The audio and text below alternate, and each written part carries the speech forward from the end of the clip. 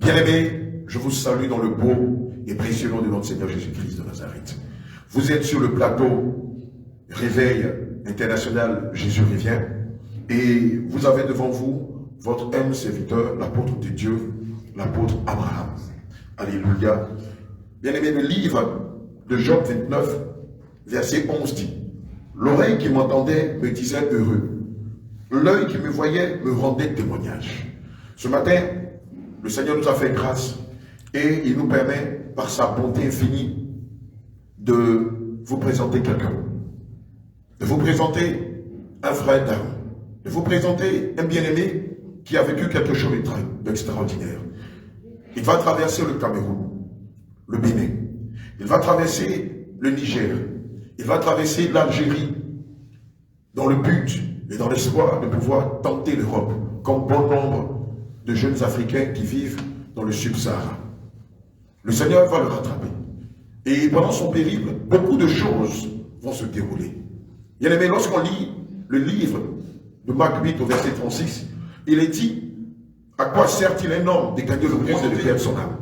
Alléluia. Nous allons lui tendre le micro et vous allez prêter l'oreille. Bien aimé, retenez votre souffle. Beaucoup de choses extraordinaires, beaucoup de choses malheureuses vont se dérouler pendant son périple. Il n'est pas seul, il est avec 4 autres personnes qui viennent du Cameroun, comme beaucoup de jeunes Africains, dans l'espoir d'avoir un lieu d'espoir, d'avoir un peu de souffle, d'avoir du répit en Europe. Il est là. Je voudrais ensemble qu'on dise merci avant de pouvoir l'écouter. Père éternel, Adonai, Élie, Seigneur Jésus, nous te rendons grâce ce matin. Il est dit dans les Saintes Écritures, selon les livres d'Apocalypse 12 au verset 11, que nous l'avons vécu à cause du sang de l'agneau et à cause de la parole de notre témoignage. Et nous n'avons pas aimé notre vie jusqu'à craindre la mort. Seigneur Jésus-Christ, il a aussi dit, au témoignage de don de toi, c'est la vérité. Père éternel, je prie que tu instrumentalises ton serviteur et que par son témoignage, que ceux qui avaient ou qui pensaient pouvoir tenter l'Europe par les mêmes moyens, Seigneur Jésus-Christ, par ta puissance, ramène-leur, Seigneur, à la raison. Ramène-les à la raison, assagis-les. Aide-les, Seigneur, de chercher à faire ta volonté et non pas prendre des risques sur eux-mêmes et de perdre la vie. Père éternel, par ce témoignage, délivre plusieurs de tes enfants. Ramène plusieurs de tes enfants qui, au quotidien, traversent une partie de l'Afrique dans l'espoir d'arriver en Europe et de pouvoir se réaliser. Malheureusement, Seigneur, dans cette épopée, bon nombre de personnes meurent. Seigneur, que cela ne soit pas le cas de ceux qui écouteront ces témoignages. Bien au contraire, qu'ils se ravissent et qu'ils se remettent en cause. Seigneur, conduis toutes choses selon ta grâce, selon ta bonne volonté. Que ton Esprit Saint prévaut pendant ce témoignage et que plusieurs soient touchés. Au nom de Jésus, j'ai prié. Amen. Mon bien-aimé, vous allez vous présenter. Shalom, shalom à tout le monde. Shalom, mon bien-aimé. Moi, c'est à la base, je me nomme Youssef Thierry. Alléluia. Donc, ici, là, le Seigneur m'a donné le nom de Thomas. Donc, moi, je suis au Maroc. Ça fait pratiquement 3 ans maintenant. Mon bien-aimé Thomas, bien avant, je voudrais que vous nous signifiez devant le corps du Christ de quel pays vous venez. Amen. Donc moi je suis du Cameroun. Vous êtes du Cameroun. À la base, vous étiez chrétien ou vous étiez païen quand vous avez tenté l'Eldorado? À la base, moi j'étais chrétien. Moi j'étais chrétien. Alléluia. Et comment va se passer le périple? Qu'est-ce qui va vous motiver à vouloir tenter Lampedusa, à vouloir tenter l'Europe? Quelle était la motivation première de vos intentions? La motivation première de mes intentions, c'était d'aider la famille à sortir de la pauvreté, à aider mes petits frères vraiment à devenir quelque chose, à devenir grand. Donc c'est ça qui m'a motivé vraiment à quitter mon pays. Amen. Vous n'avez pas mesuré les risques avant de vous engager? Non, je n'ai pas mesuré les risques, donc j'ai eu la foi et je suis parti. Vous avez eu la foi, c'était une audace. Vous vous êtes dit, oui, une audace, oui. Vous vous êtes dit, il faut que je fasse sortir ma famille du trou. Oui, du trou. Et donc vous allez prendre le risque de traverser plusieurs milliers de kilomètres et aujourd'hui vous vous retrouvez au Maroc. Comment ça s'est passé techniquement? Donc, Donc, ça s'est passé, comment dirais-je? Les premiers contacts qui vous a mis en contact, parce que je suppose que c'est un vaste réseau, c'est un réseau qui fait traverser plusieurs Africains jusqu'à les faire venir en Libye, en Algérie, en Tunisie ou au Maroc. Comment vous allez rentrer en contact de ce réseau? En fait, c'est ma grande sœur qui est actuellement en Europe, qui m'a donné ces réseaux-là pour quitter du pays pour la région en Europe. D'accord. Donc maintenant, ce qui s'est passé, c'est que on a formé un groupe de gens, un groupe de personnes pour quitter le pays, pour aller en Europe. Ça m'a été facile, mais celui qui nous guidait vraiment, c'est celui-là qui connaissait la route pour aller en Algérie. En Algérie. D'accord. Voilà. Et maintenant, on a quitté le pays, du pays. Maintenant, on est arrivé au Nigeria. D'accord. Au Nigeria, maintenant, c'était pas du tout facile. Donc, il fallait qu'on passe par le détour, le contour. Tu sais, mon bien-aimé, lorsque le corps du Christ nous regarde, ils veulent des faits croustillants, ils veulent des détails. Du Cameroun, vous quittez quelle ville? Vous arrivez dans quelle ville? Vous passez par où avant d'atterrir dans les autres pays? Comment ça se passe techniquement? Donc, je quitte maintenant ma ville qui est Tchang. Amen. Tchang maintenant, j'arrive à Bamenda. D'accord. Cela se fait comment? C'est un voyage qui se fait par train, par car, par avion? Non, on a pris la voiture normalement, comme je suis camerounais. Vous avez pris le car? Le car. D'accord. Arrivé maintenant à la frontière de Bamenda maintenant. On traverse maintenant la frontière de Bamenda. On entre maintenant au Nigeria. Vous traversez légalement ou illégalement? Illégalement. Vous traversez illégalement. Oui. Cela veut dire quoi? Vous traversez la frontière sans passeport, sans document officiel? Sans document officiel. Donc, quand vous allez à l'aventure, vous n'avez aucun document? Aucun document sur nous. Qui atteste que vous êtes monsieur tant, monsieur ceci ou monsieur cela? Non, on ne prend aucun document pour traverser. Ni vos diplômes, ni un passeport, ni une pièce d'identité? On prend par ricochet, on prend la carte d'identité. La pièce d'identité. Juste. D'accord. Et comment ça se passe? Donc vous traversez la frontière Cameroun, Nigeria. Oui, nous on traverse la frontière Cameroun, le Nigeria. D'accord. Maintenant, nous avons un guide. C'est lui qui est devant nous. Donc c'est celui qui nous guide. D'accord. Donc nous, c'est ces passagers, on ne connaît pas ce qui se passe devant. Alléluia. Donc c'est lui qui prend tout en marche. À la limite, c'est comme si vous marchiez à l'aveuglette. Voilà, aveuglette. Donc c'est celui qui est nos yeux, c'est lui qui est nos oreilles. Amen. Donc nous, on marche à l'aveuglette, on ne connaît rien. On marche. C'est celui qui connaît la route, là on va passer, là on va passer. D'accord. C'est lui qui nous guide. D'accord. Et donc vous arrivez à la frontière du Nigeria. Que se passe-t-il à ce niveau-là? À ce niveau-là, maintenant, il faut qu'on puisse négocier. Le guide qui nous suit puisse négocier avec la police pour que la police vraiment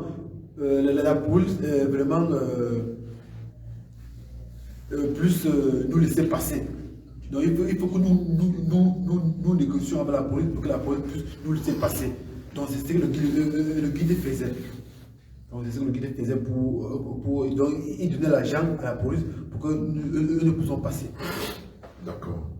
Et là, vous êtes dans quelle ville maintenant? Maintenant, nous sommes maintenant au Nigeria. D'accord. Nous sommes au Nigeria. Maintenant, du Nigeria, pour traverser le Nigeria, on a pris le car. Donc, on a fait un jour pour traverser Lagos, là-bas jusqu'à Lagos. On a traversé jusqu'à la frontière. On a fait un jour, une journée. D'accord. Vous prenez une journée pour traverser le Nigeria. Ensuite, vous arrivez dans quel pays? On traverse maintenant, on arrive à la frontière du Nigeria, Bénin. D'accord. Pendant ce périple, vous dormez où? Dans des chambres, dans des hôtels? Nous dormons dans les hôtels, on dort dans les hôtels. D'accord. Donc c'est le guide qui connaît les réseaux. Donc c'est lui qui connaît comment il gère, pour que nous puissions être à l'aise. D'accord, et évidemment, ce n'est pas des hôtels de confort. Non, non, non, non, ce sont les chambres qu'on loue pour seulement passer un passe-temps et après on dégage. Vous étiez combien qui vont prendre ce risque de traverser le Cameroun jusqu'à ici dans le Maghreb? Nous étions 7 personnes. Vous étiez 7 personnes. Il y avait 2 filles et 4 garçons. On a eu dire que souvent on a des mères de famille qui traversent, qui font ce périple-là avec leurs enfants. Est-ce que c'est vrai? Oui. Dans le groupe, c'est arrivé au Niger. J'ai vu, oui, au Niger que j'ai vu ça. Au Niger que j'ai vu que j'ai croisé ma soeur camerounaise avec deux des enfants. Deux de ses enfants. Deux de ses enfants, oui, qui étaient venus dans le même lot. D'accord. Je sais que le corps du Christ aimerait savoir comment vous arrivez, malgré que vous n'avez pas le papier, à traverser les frontières. Pour traverser les frontières, il faut qu'on marche à pied. D'accord. On marche à pied, mais plus c'était en Algérie, mais dans les pays subsahariens, on prenait les véhicules pour traverser. D'accord, donc on va dire dans les pays subsahariens, à cause des accords diplomatiques qui existent entre les pays, qu'il n'y a pas de problème. Il n'y a pas de problème. C'est quand vous arrivez au Maghreb que les choses se compliquent véritablement. Oui. D'accord. Vous nous avez signifié qu'arrivé au Bénin, vous avez été confronté à une situation. Quelle était la situation? On était confronté par rapport aux stations de la police. La police nous a interpellés parce que nous étions dans un hôtel, mais on voulait prendre des lettres reposées à cause du guide. C'est le guide qui nous a mis dans cette situation-là. Parce que le guide avait, ses femmes, dans chaque ville, là nous passons, il avait ses femmes pour la belle vie. Donc nous, c'est parce que nous voulons. Donc c'est arrivé maintenant dans un hôtel que la police nous a repérés, parce que nous, on joue beaucoup la vie. Maintenant, nous étions des étrangers, mais maintenant la police qui nous a interpellés voulait savoir qui nous étions. Donc c'est là maintenant, ils ont pris quelque chose. Là, ils ont arrêté maintenant à la frontière du Niger. Du Bénin, voilà, du Niger. Donc la frontière s'appelle Malanville. Donc Malanville, maintenant, on l'a arrêté, maintenant, on l'a mis en cellule, ça fait en cellule un jour. Maintenant, on nous rapatrie encore en arrière à côté de nous. Ça, à côté de nous, maintenant, on a fait plus de 2 jours en cellule. Maintenant, la diaspora camerounaise au Bénin, c'est là où ils sont venus nous faire sortir. Bien aimé, je veux rappeler le livre de Marc 8, verset 36 que j'ai cité tout à l'heure dans la prière, qui nous dit ceci: à quoi sert-il à un homme de gagner le monde et de perdre son âme? Au verset 37, il est dit: que pourrait donner un homme en échange de son âme? Alléluia. Voici comment bon nombre d'enfants de Dieu prennent des risques au quotidien dans le but d'avoir un mieux-être, dans le but de pouvoir réussir socialement, matériellement en Europe. Bien aimé, je ne vais pas conclure, mais nous allons lui laisser le temps de présenter succinctivement tout ce qu'il a vécu pendant son périple. Et par la suite, on va dire, la communauté camerounaise vivant au Bénin va s'associer pour vous faire sortir de la garde à vue. Et est-ce que vous allez vous décourager de retourner au pays? Vous allez encore tenter de continuer ce périple-là? Non, on ne va pas se décourager. Vous ne vous découragez pas? On va toujours avancer. Alléluia. On est vraiment déterminé à arriver jusqu'au bout. Alléluia. C'est la détermination qui nous a conduits jusqu'ici. D'accord. Donc, vous retraversez encore la frontière Bénin-Niger. Oui. Comment ça se passe cette fois-ci? Cette fois-ci, maintenant, le guide nous a lâchés. Donc, cette fois-ci, le guide nous a lâchés au Niger. Donc, lui, il est retourné au pays. Donc, maintenant, il faut que maintenant, on se parle de nous-mêmes, de nos propres forces. Donc, c'est là maintenant, on a commencé à contacter ces contacts que lui a appelé pour nous traverser.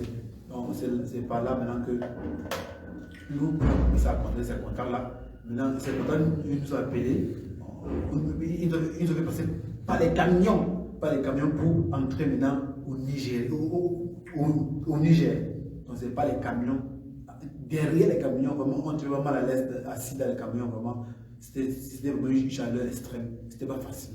On a supporté vraiment la chaleur là pour entrer au Niger. Ce sont des camions qui transportent quoi exactement? Ce sont les camions qui transportent le gravier, le sable, les fourreaux, les moutons et tout.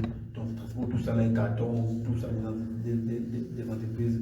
Donc, nous, on est derrière, comme cachés, la police ne nous voyait pas. Vous êtes dans le fond du camion? Le fond du camion. Dans le conteneur, dans le fond? Dans le fond. Non, derrière le chauffeur, derrière, parce qu'il y a une place assise derrière où il est là, on se cache, on se couche, on était 4 empilés comme ça. Empilés comme ça, voilà, donc, comme des marchandises. Voilà, moi je donne là-bas, on ne bougeait pas, on était vraiment silencieux pour ne pas être repéré par la police. Évidemment, c'est une souffrance. Oui, c'est une souffrance. Et le voyage va se passer pendant combien de jours, pendant combien de temps? Le passage, ça n'a pas fait une journée. On a traversé maintenant à la gare de tous les camions du Niger. C'est là-bas qu'on a déposé. Là-bas aussi, on a fait aussi des mois aussi là-bas. On dormait que sous les camions. Vous avez fait des mois au Niger? Sous les camions. Ça n'a pas été vraiment facile. Pour nous, vraiment, il fallait que vraiment d'une aide. Parce qu'on était vraiment. On avait vraiment marre. À ce moment-là, c'était pas facile. Je veux même me retourner au pays. Mais il y a un de mes amis qui actuellement il est en Côte d'Ivoire, qui est retourné en Côte d'Ivoire, qui s'est avancé. Ils ont laissé, on a encore 2 filles et plus moi au Niger. Donc nous, on est resté là-bas. Donc ce sont maintenant les filles, voilà, qui par le découragement s'est mis à faire de la prostitution. J'allais vous demander comment vous arriviez à subsister. Oui, mais c'est à cause des filles qui ont commencé à faire la prostitution, voilà, qui m'a mis à l'aise pour que je puisse aussi manger avec eux aussi. Donc c'était pas facile. D'accord. Et vous faites combien de mois exactement au Niger avant de vous retrouver en Algérie?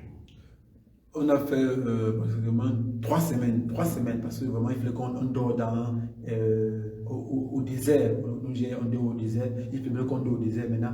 Il faut qu'on organise le voyage. Il faut qu'on dort dans les frontières du Niger. Avant le désert du Sahara, donc on est au Niger. Donc il faut qu'on passe du temps vraiment là-bas pour préparer le voyage. Et il faut l'essence, il faut l'eau, il faut le manger, il faut tout ça. Donc on a fait des semaines là-bas sans rien vraiment. Et maintenant, c'est quand on a pu de s'organiser pour le voyage. Là maintenant, on est maintenant venu nous chercher maintenant. On traverse maintenant le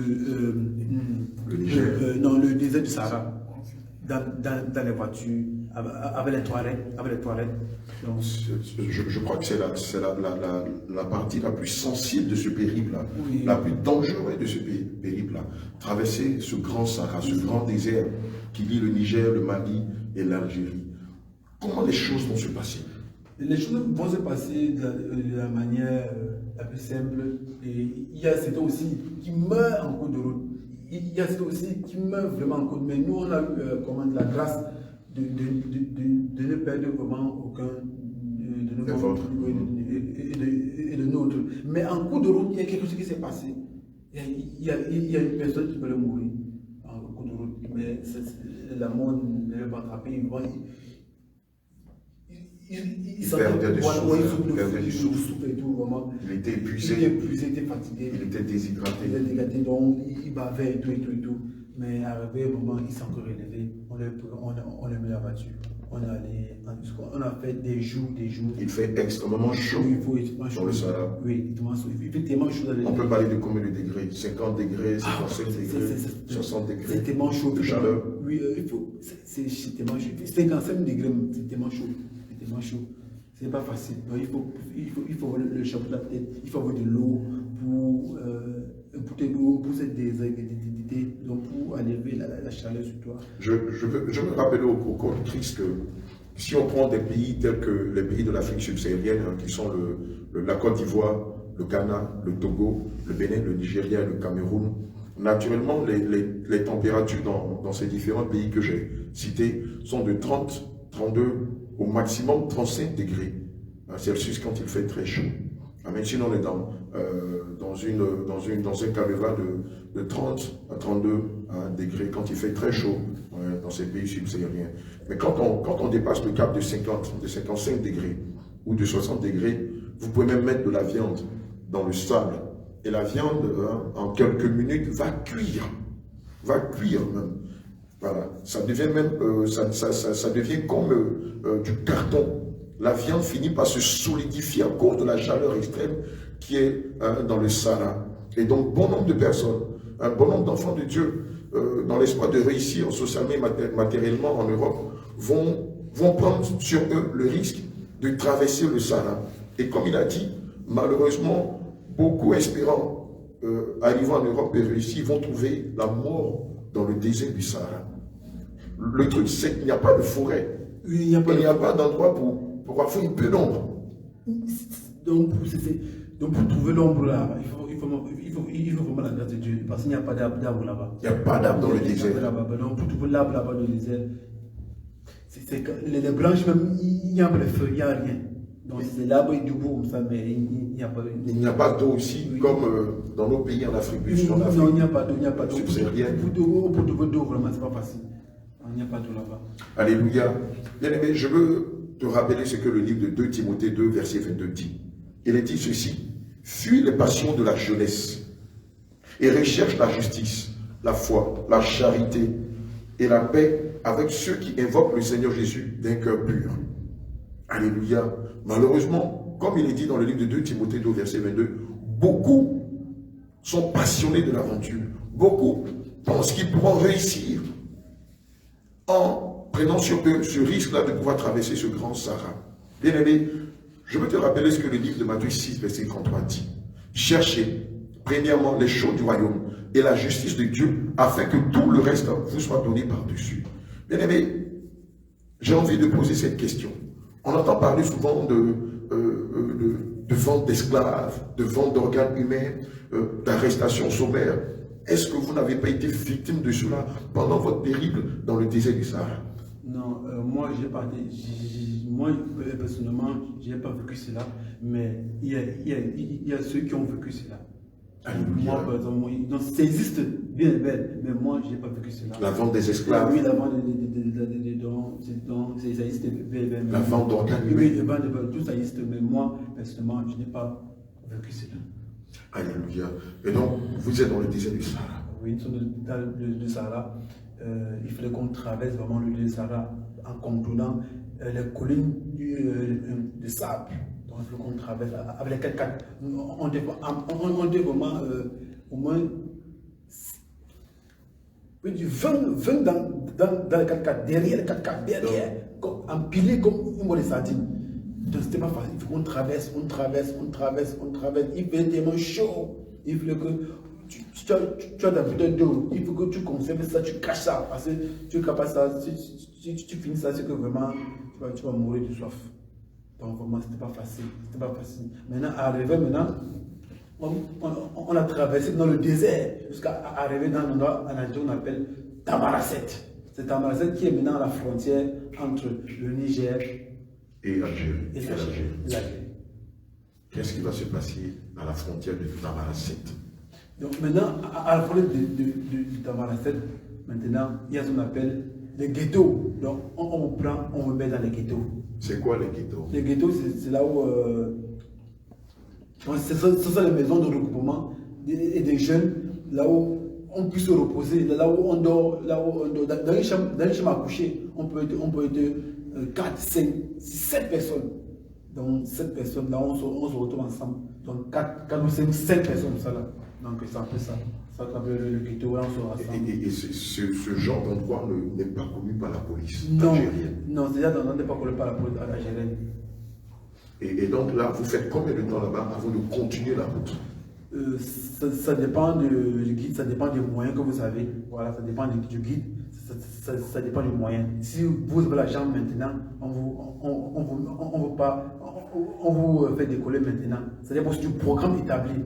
Par exemple, on peut faire un programme de 5 personnes, que 5 personnes vont bouger aujourd'hui. Si tu es prêt et que tu as l'argent, tu peux partir. Mais si tu n'as pas l'argent, tu restes. Jusqu'à le jour où tu as l'argent, on fait le programme pour partir.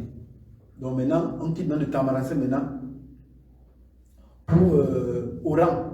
Donc maintenant, Oran, Tamaracé, il y a encore des villes. Il y a encore vraiment des villes là-bas.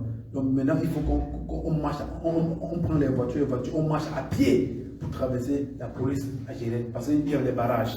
Il y avait les barrages. Donc dès qu'on voit les barrages, on s'arrête, on marche à pied. Maintenant, la voiture, lui, il passe normalement comme si lui c'est un Algérien. Comme lui passe, lui nous en défend. Nous, on marche, on contourne la caverne, on contourne le corridor, voilà, le barrage, voilà, sur plusieurs kilomètres. Sur plusieurs kilomètres. On prend le chemin devant. C'est comme ça qu'on faisait. Alléluia. Amen.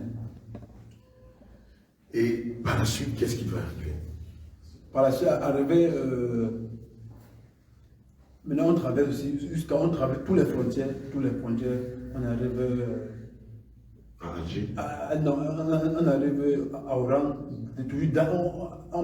Avant d'arriver à Oran, il y a une ville qu'on prend le bus. Donc, là-bas qu'on prend le bus maintenant, on arrive maintenant à Oran. À Oran maintenant, c'est là où maintenant il n'y a pas de problème. Il n'y a plus de problème, il n'y a plus de bus là-bas. Donc, tu es maintenant à l'aise, tu es tranquille.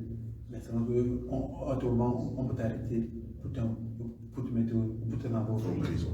Pour te renvoyer au pays. D'accord. Et en Algérie, vous faites combien de temps là-bas? Ça dépend. Si tu as l'argent, il y a les convois disponibles pour tout le monde. Mais à chaque jour, il y a les convois qui étaient de l'Algérie pour le Maroc. Vous, dans votre cas, vous avez fait combien de temps là-bas? Moi, dans mon cas, j'ai fait un an là-bas, un an. Un an en Algérie. Le temps de trouver de l'argent et de continuer ce voyage-là.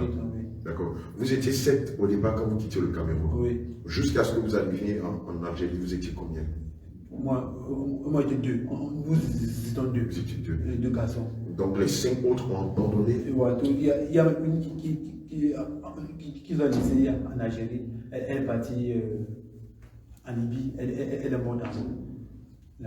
Elle a passé par la Libye. Oui, elle est arrivée parce que elle est morte dans l'eau. C'est l'une d'entre elles qui se prostituait. Voilà, qui se prostituait pour le faire vraiment vivre. Traverser, manger et tout ça. Et elle va se retrouver en Libye et c'est là-bas qu'elle va perdre la vie en voulant traverser la mer pour arriver en Espagne. D'accord. Et elle, cette dernière-là, est-ce que sa famille a été informée de son décès? Tout. Vous savez dans quelles conditions elle est morte? Elle est morte dans l'eau. Elle est morte dans la mer. Dans la mer. D'accord. Alléluia. Bien-aimé, voici ce que vient de nous signifier notre bien-aimé Thomas. Voilà, en voulant tenter l'Eldorado, en voulant tenter l'Europe, une d'entre eux va perdre la vie dans la mer de la Libye. Alléluia. Et c'est comme ça que bon nombre d'Africains subsahariens, bon nombre d'Africains tentant l'Eldorado vont perdre la vie. Et c'est ça le drame. On espère avoir une lueur d'espoir, on espère pouvoir se réaliser. Et sur le chemin de ce périple, on ne s'attend pas à la mort. On ne s'attend pas à perdre la vie, on ne s'attend pas à perdre son âme. Et malheureusement, cette dernière a perdu la vie. C'est comme ça que beaucoup de jeunes meurent, soit dans le désert du Sahara, meurent dans la mer. Or, ils étaient partis d'emblée pour réussir. Ils étaient partis d'emblée pour faire sortir leur famille du trou, pour les faire sortir de la précarité. Et ils ne savaient pas qu'ils allaient trouver malheur en chemin.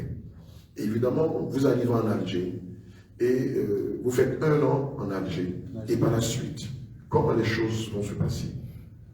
Maintenant, par la suite, il faut que nous travaillons. Il faut que vraiment on puisse manger, on puisse payer le ghetto. Parce qu'à Oran aussi, c'est la même chose qu'à Tamaracet, parce que nous avons le ghetto. Dans une chambre, on a moins 7 petites personnes. Dans un salon, il y a un matelas comme. C'est quoi, un 3 mètres carrés, un 4 mètres carrés? Oui, un matelas comme ça. Donc, Non, la taille de la chambre. C'est un salon, un grand salon et une chambre. Il y a les matins disposés, les matins. C'est là où vous dormez. Vous allez même faire dans une chambre, 40 dans une chambre. Ça dépend de la taille de la chambre. Donc maintenant, chacun paye par semaine 1000 dinars. Donc il faut travailler pour payer 1000 dinars. Aussi à Oran, il y a tellement la vie de débauche est tellement élevée là-bas. La vie de débauche est tellement élevée là-bas. C'est tellement élevé là-bas à Algérie. Évidemment, qui parle de débauche parle aussi de violence. Violence, voilà. Parle aussi d'agression et de beaucoup de crimes qui se faisaient dans cette ville. Oui, il y a beaucoup de crimes. Mais je me rends compte parce que moi, on ne peut pas tellement agresser là-bas. On ne peut pas agresser là-bas. Et donc tu traverses cette ville-là et tu te retrouves où par la suite? Je traverse maintenant Oran, je quitte maintenant, je pense qu'on appelle à Télé-Saint. Télé-Saint maintenant c'est la frontière Algérie-Maroc. Mais ce qui me surprend dans votre périple, c'est à chaque fois vous arrivez à contourner la police. Comment vous arrivez à le faire? On arrive à contourner la police parce que nous marchons à pied. Mais maintenant, il y a ce qu'on appelle les guides. Les guides partent en frontière et ciblent et voient la position des militaires, des gendarmes et des policiers. Comment ils sont, comment ils font. Ils ciblent pendant 2 ou 3 jours. Maintenant, ils reviennent maintenant, ils savent comment marcher. Ils prennent le risque là pour vraiment avoir de l'argent. C'est par là qu'ils mangent. Et les passagers. C'est pas là qu'ils demandent les passagers. D'accord. Et ensuite, vous arrivez dans quelle ville? Maintenant, nous, on traverse maintenant. Moi, j'ai déjà fait 2 tentatives pour entrer au Maroc. C'était pas facile. 2 tentatives pour entrer au Maroc, c'était pas facile. Donc, c'est à la 2e tentative que comment je suis entré au Maroc. Au Maroc, maintenant, j'ai arrivé dans la ville qu'on appelle Oujda. Oujda, maintenant, il faut maintenant qu'on s'habille. Pour Oujda, parce qu'à Oujda, il y a les étudiants là-bas. Les étudiants, c'est eux qu'on reconnaît comme ceux qui sont venus également. Donc nous, il faut qu'on s'habille normalement, bien sapé, bien chic, bien habillé, bien lavé, bien propre, avec tous les plus beaux habits, les écrits. Parce qu'il faut qu'on voit que tu es étudiant. Mais maintenant à Oujda, il faut maintenant qu'on vous dépêche de quitter Oujda. Si on vous voit là-bas et on vous demande où sont vos documents, on vous prend en même temps, on vous remet encore en arrière. Je veux rappeler ce que le livre d'Ecclésiaste 11, verset 9 dit. Je lis la parole de notre Seigneur Jésus avec grand respect. Jeune homme, réjouis-toi dans ta jeunesse. Livre ton cœur à la joie pendant les jours de ta jeunesse. Marche dans les voies de ton cœur et selon les regards de tes yeux. Mais sache que pour tout cela, Dieu t'appellera en jugement. Alléluia. Voilà ce que le livre d'Ecclésiaste 11, verset 9 dit. Et donc, dans cette ville-là, ils vont tenter de se fondre dans la masse en s'habillant des plus beaux vêtements, puisque c'est une ville où il y a beaucoup d'universités aussi au Maroc. Donc, les guides vont leur signifier que pour ne pas se faire arrêter par la police, pour ne pas qu'on les mette en garde à vue ou qu'on les ramène dans leur pays, il faut qu'ils s'habillent de façon endimanchée, voilà, pour avoir l'impression, pour donner le leur qu'ils sont eux aussi étudiants. Et c'est comme ça qu'ils vont pouvoir traverser les corridors, traverser la police et pouvoir se retrouver dans une autre ville, n'est-ce pas? Oui, c'est ça. Donc, maintenant, quand on traverse, on arrive maintenant au Maroc, on prend le bus maintenant pour Tanger, la frontière. Parce que le but premier, c'est aller en Europe. Donc on quitte d'une frontière à l'autre pour aller directement, pour traverser la mer, pour aller en Europe. Mais pour mon cas, pour moi, ça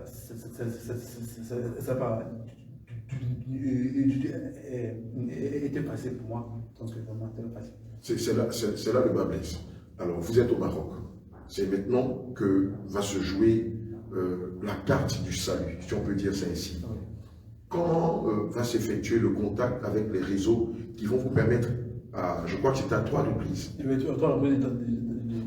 Comment vous rentrez en contact avec ce vaste réseau qui va vous faire traverser Lampedusa à 3 reprises? Comment les choses se passent? En fait, moi, je suis, comment dirais-je, parce que le réseau est déjà établi. Le réseau est déjà établi. Moi, je vais seulement pour quitter seulement, pour partir en Europe. Donc, le réseau est établi. Moi, évidemment, je vois seulement une personne qui est ancienne que moi. Maintenant, je dis, comment on fait? C'est là, maintenant, il me conduit vers une personne qui connaît mieux que lui. Et celui-là qui est le guide, donc celui-là maintenant qui va maintenant nous mettre ensemble, faire un programme pour nous aussi, pour qu'on parte avec les zodiacs au bord de la mer pour tenter, pour aller en Europe. Jusqu'à présent, on ne l'a pas encore dit. Toutes ces traversées ont un coût. Toutes ces traversées ont un coût. Cela ne se fait pas gratuitement. Non, c'est un prix. Globalement, combien va coûter cette tentative? Globalement, je peux dire, ça m'a coûté du pays jusqu'à... Ici au Maroc. Au Maroc, ça m'a coûté 3 millions. Moi, j'ai eu 3 millions. 3 millions minimum. Même 3 millions. Normalement, c'est moins que ça, c'est plus petit que ça. Mais à cause du guide, à cause de la cupidité, à cause de la malice qu'il avait, il m'a fait beaucoup d'argent. Alléluia. Il a fait beaucoup d'argent à ma famille. D'accord. Et donc, c'est dans quelle ville cette traversée, cette tentative de traversée va se dérouler? Donc, pour mon cas, c'est à Tanger. C'est à Tanger que j'ai eu 3 tentatives. La première tentative, je ne suis pas parti. La deuxième tentative pour aller en Europe, on m'a pris au milieu de la mer de Lampedusa. Qui va te prendre dans la mer? Qui sont ces personnes qui vont te prendre en plein milieu de la mer? Ce sont les gendarmes, la police marocaine, la marine marocaine qui va t'arrêter. Oui, qui va t'arrêter. Vous étiez quoi? Dans une baraque, dans un zodiac? Non, dans un zodiac. C'est quoi les zodiacs? Parce que beaucoup de personnes ne connaissent pas les zodiacs. Les zodiacs, ce sont les ballons pompés. Les ballons pompés qu'on pompe, on met de l'air, et on met maintenant sur l'eau pour décoller le parti. D'accord. Donc les zodiacs, ce sont des bateaux pompés. Oui. C'est ça? Ouais, et vous êtes combien dans ces zodiacs-là? Parce qu'il y a les zodiacs de 300 kg, il y a les zodiacs de 250 kg, il y a les zodiacs de 400 kg. Les zodiacs de 400 kg prennent 12 personnes. Ils prennent 12 personnes plus. Maintenant, les zodiacs de 300 kg prennent 8 personnes. Les zodiacs de 200 kg prennent 4 personnes. Et évidemment, ce nombre est respecté. Et respecté. Donc, parfois même, on dit que c'est comme ça dépend du poids des gens qui sont dans le zodiac. Si ton poids est petit, oui, c'est ça, les gens qui ont un petit corps, on ne manque que 2 personnes, ça permet 6 personnes. D'accord. Et donc à Tanger, selon ce que vous étiez en train de m'expliquer, il y a au moins 3 ou 4 endroits où les voyages sont faits. C'est drôle. Oui, il y a le polo. Le polo, ça signifie un endroit. Un polo, c'est un endroit. L'endroit 14 km quittant du Tanger. En Espagne, il y a 7 km, l'endroit qui tend de Tanger pour l'Espagne. Il y a 5 km qui est plus proche, donc qui tend du Tanger pour l'Espagne. Et évidemment, le prix est relatif à la distance. Oui. C'est le même prix pour les 14 km, pour les 7 km. Oui, c'est le même prix, mais c'est seulement que ça va augmenter un peu légèrement. Parce que dans les 5 km, il y a plus de sécurité. Il y a plus de sécurité, parce que la police sécurise l'endroit tellement, c'est pas facile. Mais puisque tout le monde veut passer par un niveau plus tôt en Espagne. voilà. Maintenant, la plus c'est moins de 14 km et c'est moins de 7 km. Puisqu'il y a beaucoup plus de risques à traverser par ces endroits-là. Oui, donc maintenant, 14 km là on passe maintenant. Maintenant, en route, on dit, parce que ça passe. Il y a le capitaine, il y a celui qui nous guide et tout. On pagaille avec les mains jusqu'à il arrive. Jusqu'à maintenant pas à l'autre frontière de l'Espagne. Il y a ce qu'on appelle la marine, la Croix-Rouge. Donc la Croix-Rouge qui est arrivée au milieu, on les appelle quand nous sommes sur l'eau, ils viennent nous chercher. Là. La Croix-Rouge, la Croix-Rouge. Non, l'Espagne. La Croix-Rouge espagnole. C'est arrivé au milieu, on les appelle quand nous sommes à tel endroit. C'est eux qui viennent nous chercher maintenant. Pas le radar de l'avion. Évidemment. Oui, voilà, ils nous repèrent. Maintenant, le bateau vient nous prendre maintenant. Il part nous avons eu dire qu'il arrive quelquefois que des gardes-côtes, je ne citerai pas les pays, tuent ceux qui tentent de traverser dans la mer. C'est fondé? Oui, c'est fondé, mais quand même, ce n'est pas au Maroc, mais c'est dans l'autre pays. Dans d'autres pays. Où les gardes-côtes tuent les Africains qui veulent traverser la mer pour se retrouver en Europe. Il frappe il y a le décès. D'accord. Ok. Aujourd'hui, par la suite, qu'est-ce qui s'est passé quand on vous a arrêté?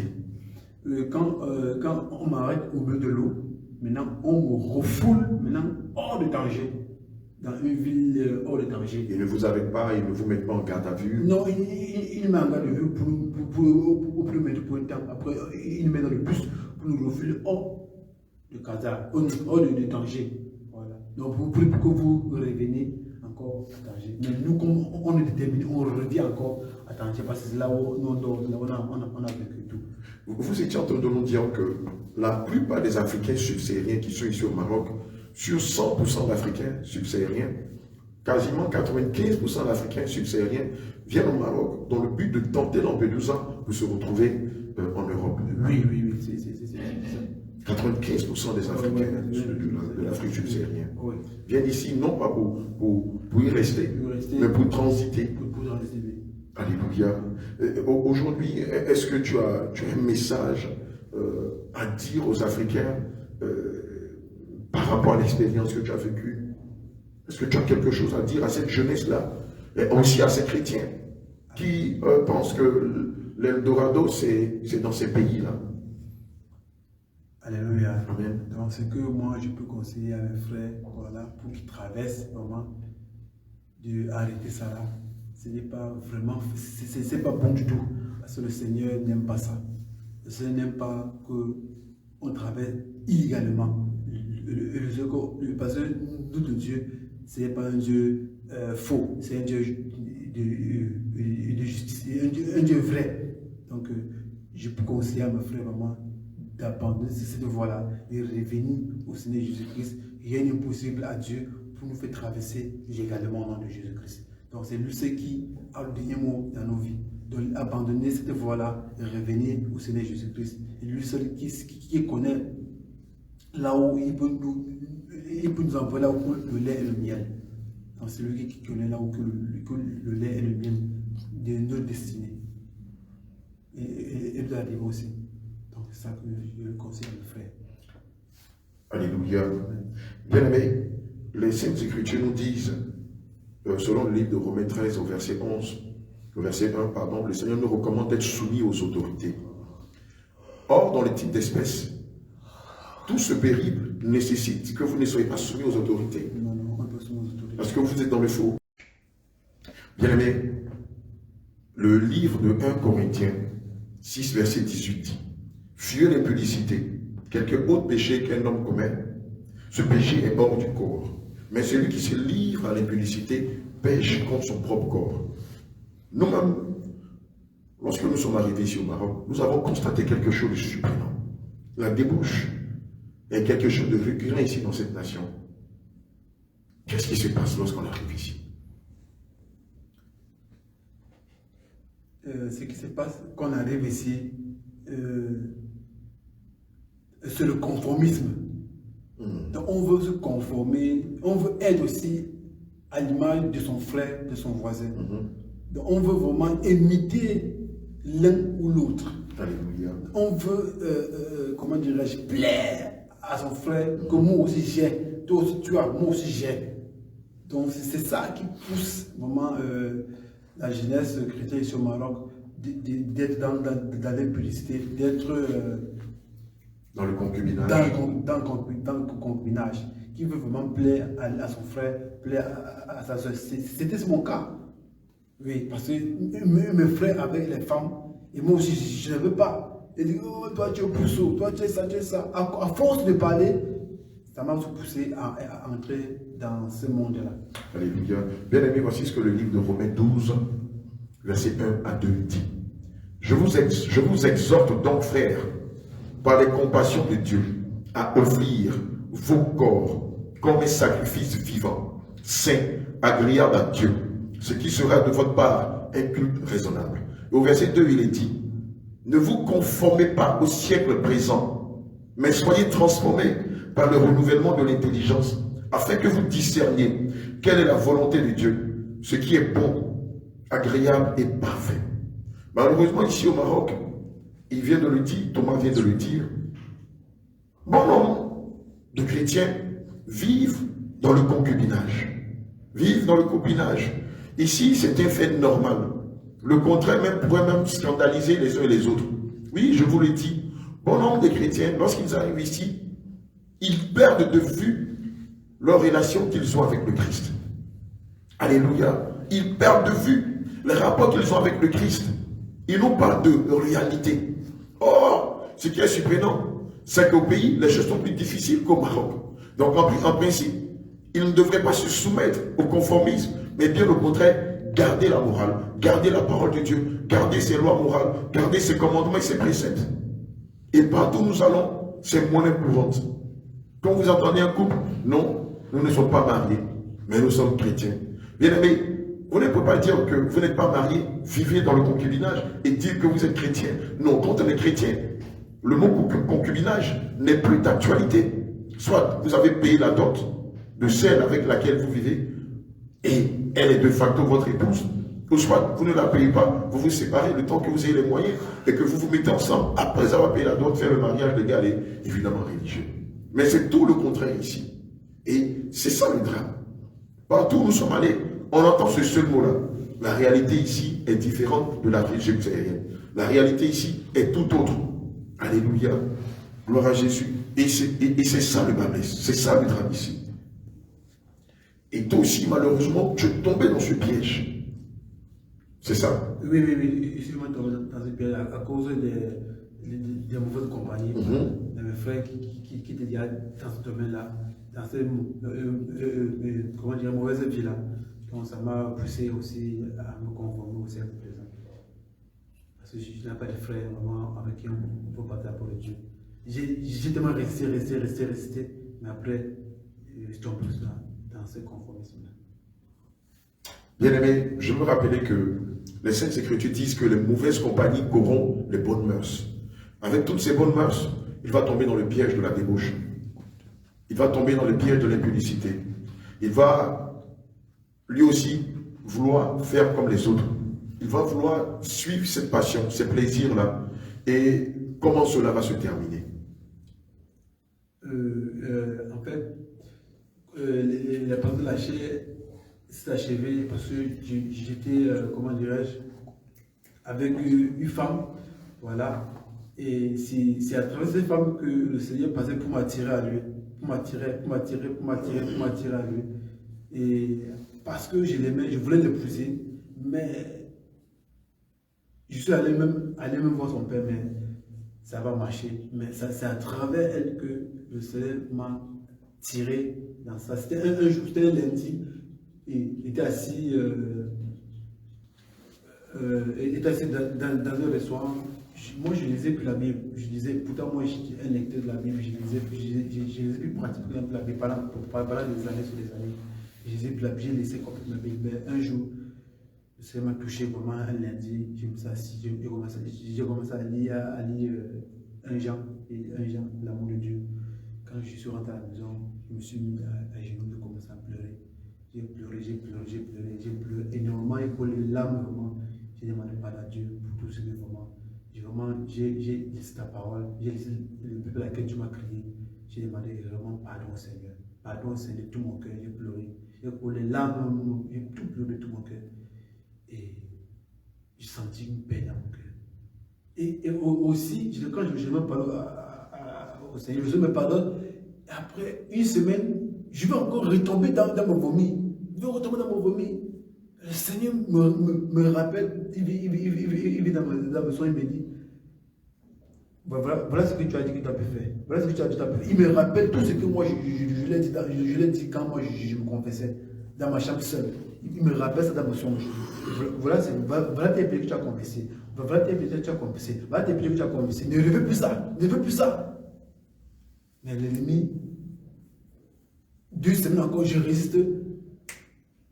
Il y a une fille avec qui je l'ai pas bloqué. Passe encore pour que je retourne encore dans mon vie. Mais grâce au Seigneur, le Seigneur va complètement tirer de là. Et maintenant, individuellement, je suis maintenant en Jésus-Christ. Je peux merci pour sa grâce. Alléluia. Bien-aimé, voici ce qu'il est dit dans le livre de Matthieu 11, versets 28 à 30. Venez à moi, vous tous qui êtes fatigués et chargés, et je vous donnerai du repos.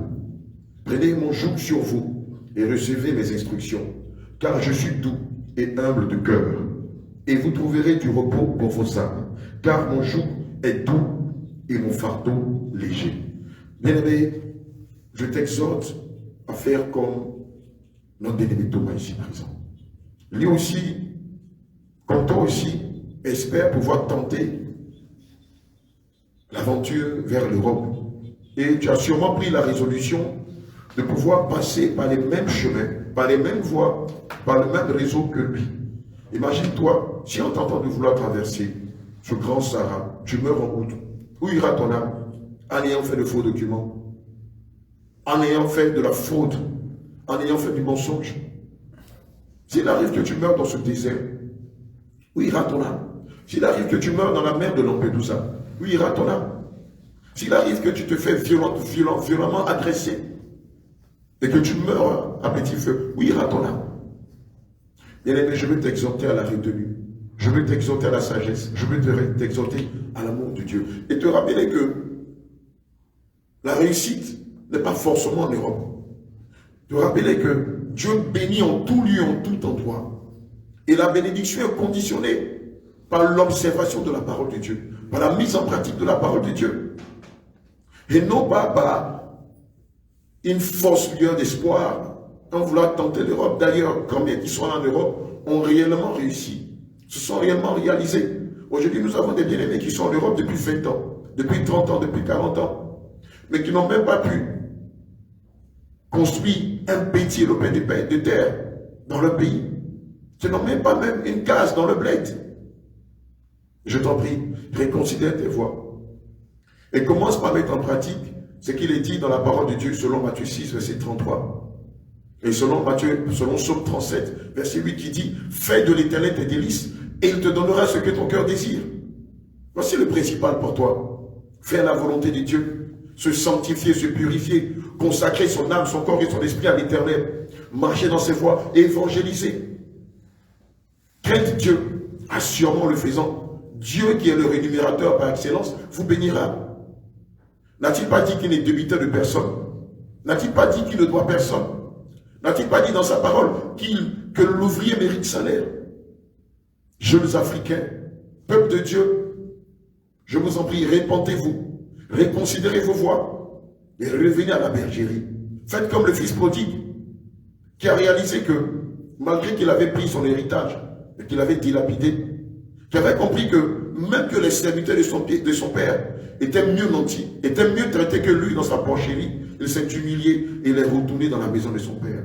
Bien-aimé, en ce temps de la fête, le Seigneur Jésus veut réunifier, rassembler toutes ses brebis, fédérer toutes ses forces, afin que de là où nous sommes, que nous l'adorions en esprit en vérité. Bien-aimé, je vais te dire une chose que tu ne sais pas. Oh, laisse-moi te dire, si tu adores Dieu en esprit en vérité, toutes les frontières du monde te seront ouvertes de façon légale. Ce sont même des personnes qui vont s'empresser de faire tes papiers, de payer ton billet d'avion, de te recevoir dans leur nation, afin que tu propages la bonne nouvelle. Pourquoi prendre le risque de perdre sa vie dans le désert du Sahara? Pourquoi prendre ça? Pourquoi prendre le risque de perdre sa vie dans la mer de Lampedusa, mourir comme un chien et se retrouver en enfer après avoir souffert pendant des mois et des mois dans le désert ou dans plusieurs nations? Ne savez-vous pas que c'est une malédiction que de mourir sur une terre étrangère? Bien-aimé, ressaisis-toi. Nous allons bientôt conclure, mais avant, je voudrais vous demander comment va se faire la rencontre avec le Seigneur Jésus ici, par l'intermédiaire du groupe Jésus revient, ici au Maroc. Ma rencontre avec le groupe Jésus revient, voilà, c'est par YouTube. Voilà. Alléluia. J'ai suivi vos enseignements. Amen. Et c'était le même enseignement que je vivais au pays. Alléluia. Et j'ai dit, waouh, est-ce que ça peut. Est-ce qu'il y a pas une branche ici au Maroc qui peut vraiment me donner vraiment la force de vraiment le servir en esprit, en vérité. Alléluia. Parce que là où j'étais, c'était vraiment la débauche, c'était vraiment. Dans l'église là où j'étais, c'était pas vraiment facile. Parce que quand je parlais de cette doctrine, on me repoussait. On me dit que c'est l'âge de la paix taillée. L'âge, c'est à passer. Et ils disent que la sainte doctrine est l'âge de la pierre taillée. L'âge n'est plus à pour donc Christ est venu avec la grâce qu'on a reçue. Ça m'a vraiment dit waouh. Et où je veux suivre l'enseignement et tout. Maintenant, c'est là où j'appelle le docteur Abraham me donne le numéro du pasteur Jean. C'est là où je l'appelle. C'est là où on prend un nouveau dimanche. C'est là où dimanche, j'ai les appels partout. Je l'appelle, viens. Et il me coupe, il m'appelle un peu de partout, viens. Et puis la ferme résolution de venir à moi. Et puis pour le reste de venir, arriver, quand je suis arrivé vraiment. Il y a une paix qui. Comme si je me trouvais dans ma famille en fait. Je me trouvais dans ma famille et tout. C'est là où j'ai pris la fameuse résolution de m'accrocher ici et de servir Jésus-Christ en esprit et en vérité. C'est là où aussi, avant ça aussi, j'ai appelé l'apôtre Abraham.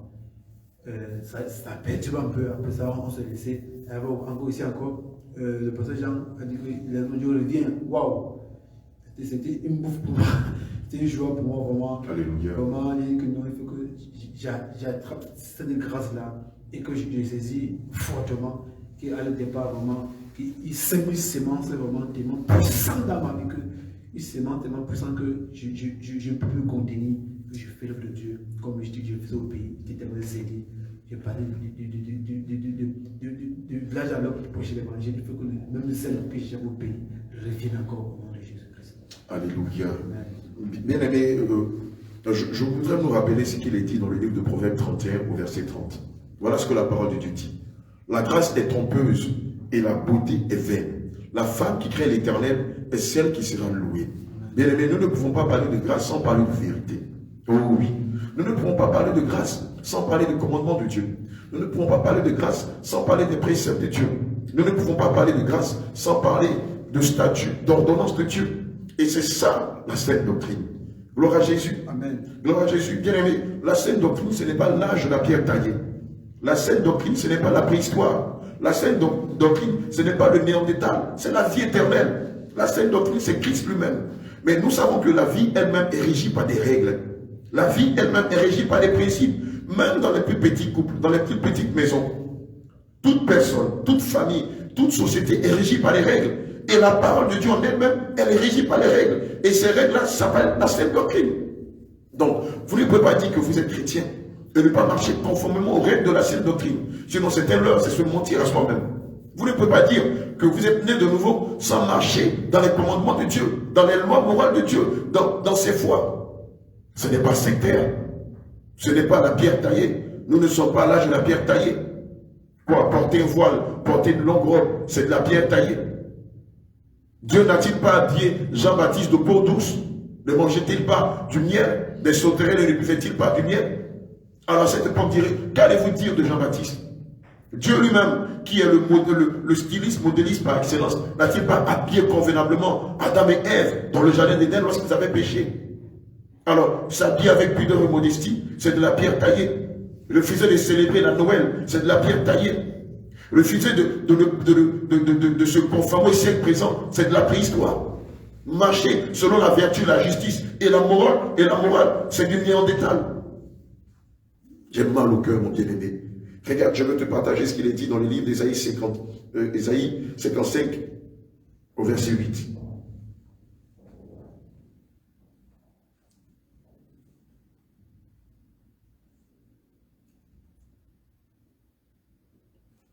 Ésaïe 55, verset 8. Car mes pensées ne sont pas vos pensées, et vos voix ne sont pas mes voix, dit l'Éternel. Bien-aimé, comment tu peux dire que tu es chrétien et tu ne marches pas conformément aux règles que le Seigneur Jésus établit?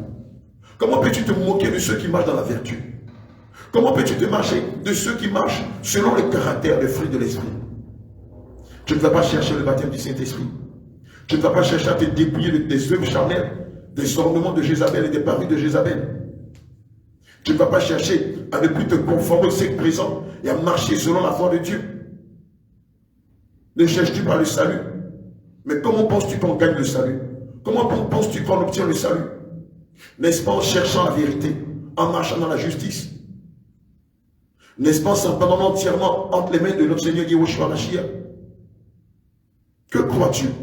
Que le règne des cieux est un endroit désordonné où n'importe qui va comme dans un moulin?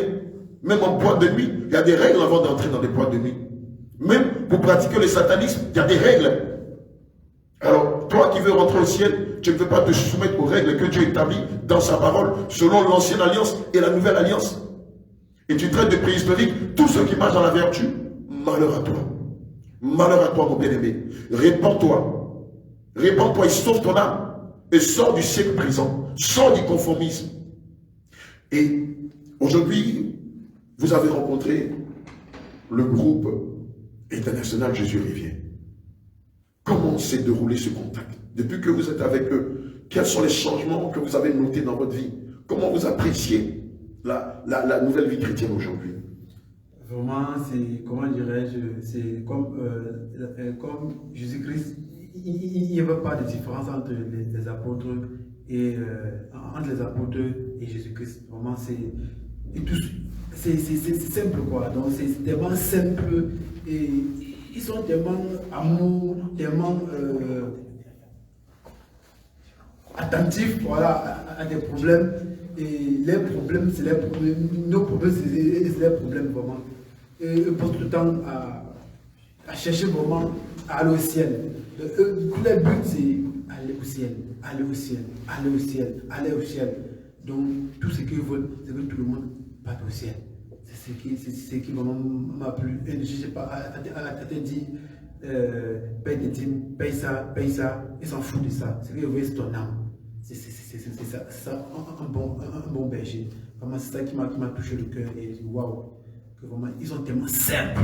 La simplicité, on le voit dans le caractère, vraiment.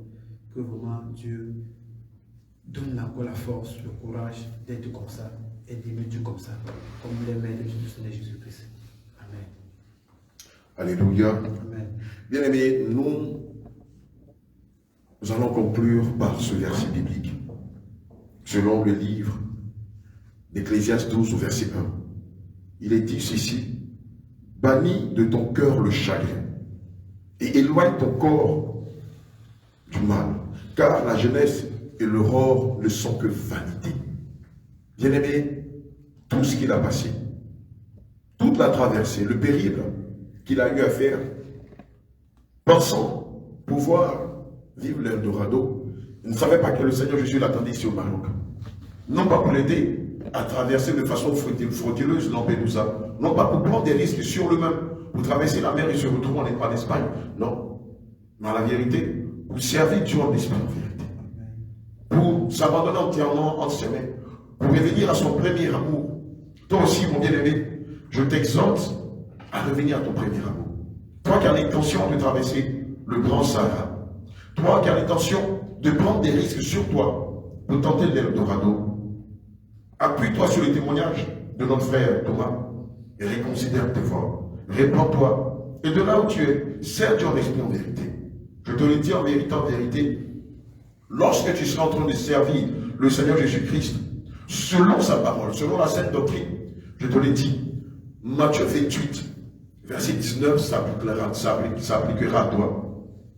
Les frontières te seront ouvertes gracieusement, sans risque. D'ailleurs, ceux qui sont enfants de Dieu t'accueilleront avec le peu qu'ils ont, avec le beaucoup qu'ils ont. Bien-aimés, nous n'avons pas besoin de prendre autant de risques. Nous n'avons pas besoin de faire ces choses. Si tu vas dans l'Europe, vas-y en toute légalité. Si tu vas aller au Canada, fais-le en toute légalité. Si tu vas aller aux États-Unis, fais-le en toute légalité, je t'en prie.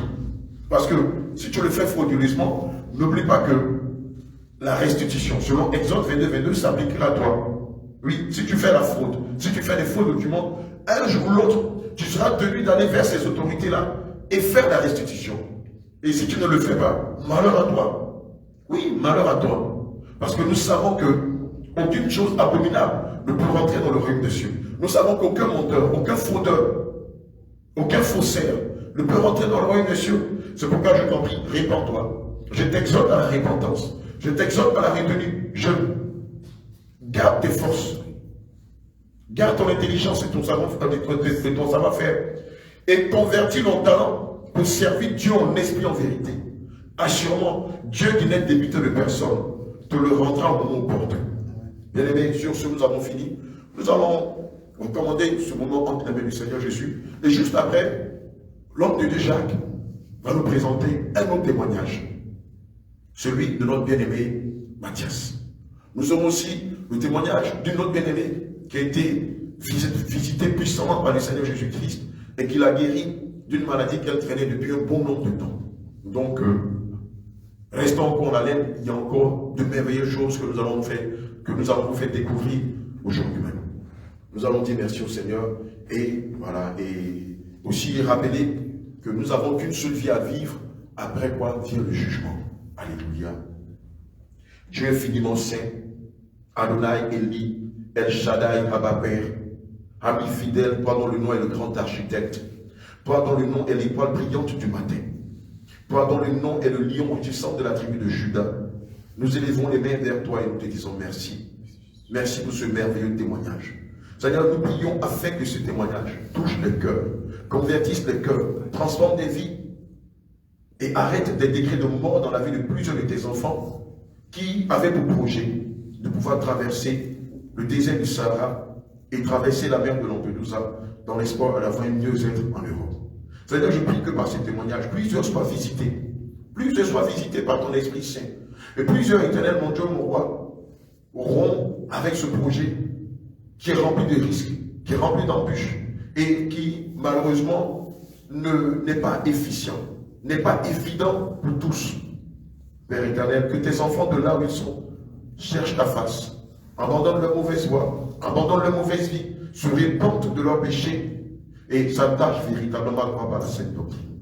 En ce temps de la fin, où toutes les prophéties se sont accomplies, où le temps additionnel qui reste n'est que minime, et qu'à n'importe quel moment la trompette peut sonner, donne à tes enfants de se préparer, de racheter les temps et de marcher dans tes voies. Seigneur, je te dis merci pour la vie de ton serviteur Thomas. Je te dis merci pour ce témoignage. Je te dis merci pour ton serviteur l'apôtre Abraham et pour tous ceux qui étaient à la partie technique pour la réalisation de ce projet. Seigneur Jésus-Christ, visite tes enfants, prépare-les dans l'heure de sortie des prisons de l'ignorance et de venir à toi. Au nom de Jésus, nous avons prié. Amen. Amen. Que le Seigneur te bénisse. Merci d'être venu sur le plateau. Jésus revient.